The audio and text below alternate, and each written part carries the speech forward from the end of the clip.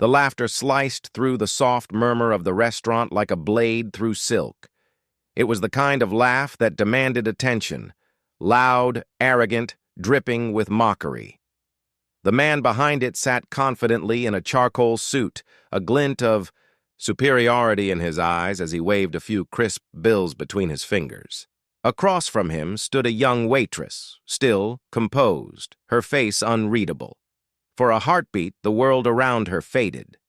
The clinking of silverware, the low chatter of guests, even the soft hum of jazz that usually filled Maison de Lumière, all vanished beneath the thundering pulse in her chest. He had laughed at her accent, at the way she struggled to pronounce a single word in English, and then, with a smirk, he threw down a cruel challenge that would change everything. "Serve me in English," he sneered, "and I'll pay you $1,000. If you believe in kindness, humility, and second chances, please take a moment to like this video, subscribe to Kindness Corner, and share it with someone who needs a reminder that dignity is worth far more than money. Her name was Ariana Velasquez, 23 years old, a daughter, a sister, a dreamer from Guatemala. For months, she'd been working double shifts at Maison de Lumière, an elegant restaurant that smelled of truffles, champagne, and old money. The guests came in silk and tailored suits, dripping with wealth and indifference. Ariana, in her crisp white shirt and navy apron, often felt invisible, except when someone wanted to make her feel small, but she carried herself with quiet grace. Every tray she lifted, every polite smile she offered was another step toward a dream she refused to let die, to become a language teacher and open a small school back home. That afternoon, sunlight streamed through the crystal chandeliers, scattering gold across the tables. Laughter mingled with the clinking of glasses as Ariana approached the source of the noise, Mr. Richard Collins, a wealthy real estate magnate known for his booming voice and sharper tongue. Beside him sat two women, his much younger girlfriend, Veronica, radiant in an emerald dress, and Elaine, his assistant, who looked equal parts nervous and curious. Ariana had just mispronounced a word while offering the menu in English. Her tone was hesitant, careful. Mr. Collins saw his opening and grinned. "You work here and don't even know proper English?" He chuckled, shaking the bills. "Tell you what, sweetheart. If you can serve me in English properly, I'll give you $1,000. His words drew attention. Nearby diners paused. Some frowned. Others simply watched, waiting to see what the young waitress would do. Ariana's cheeks flushed. For a moment, she wanted to disappear. But then she saw her mother's face in her mind, the woman who stayed, up late sewing, whispering, "Don't let pride make you small, Mia. Let strength make you stand tall." So Ariana straightened her posture. She took a breath and began, softly, carefully, as if each word was a step across stormy waters. Her English was hesitant at first, her accent thick. Mr. Collins smirked wider, clearly amused.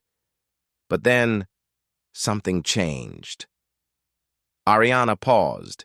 She set down her tray and with calm, steady eyes said in flawless French, "Souhaitez-vous continuer en français, monsieur?" The laughter died instantly. Before anyone could respond, she continued, now in Italian, her voice smooth and melodic. Then German, then Mandarin, then Arabic. Each language flowed effortlessly, her tone confident, her presence commanding. The restaurant had fallen completely silent. Even the jazz had somehow stopped. Mr. Collins, who moments ago had been laughing, now sat frozen, his mouth slightly open, his red tie suddenly too tight. The two women beside him looked stunned. Veronica's hand trembled against her wine glass.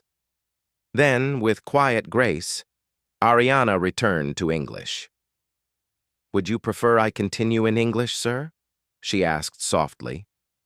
Her tone carried no anger, no bitterness, only dignity. Mr. Collins slowly lowered the bills onto the table.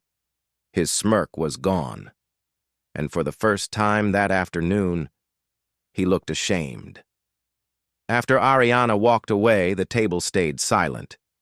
For a man who measured worth in dollars, he had just learned the true value of humility. Later that day, as Ariana cleared another table, the restaurant manager approached her. He looked hesitant, yet proud. "Mr. Collins asked me to give you this," he said, handing her an envelope. Inside was a check, not for $1,000, but for $10,000. Along with it, a handwritten note. "For your courage, your intelligence, and the lesson I needed to learn today. Forgive my ignorance. Richard Collins." Ariana's vision blurred with tears. Her hands trembled, not because of the money, but because of the words. It wasn't wealth that made her heart ache. It was the apology. For the first time in a long time, she felt seen, truly seen. That night, she walked home through quiet streets, the city lights glimmering against wet pavement. She thought of her mother, her brother, and that little dream of a school she carried inside her heart. Maybe, she thought, it wasn't so far away anymore. She had always believed that kindness could bloom even in the coldest places, and that day, she had seen it happen. Weeks passed. A customer's video of the encounter spread across the internet. People around the world shared it, praising the young waitress who humbled a millionaire without ever raising her voice. But Ariana didn't change.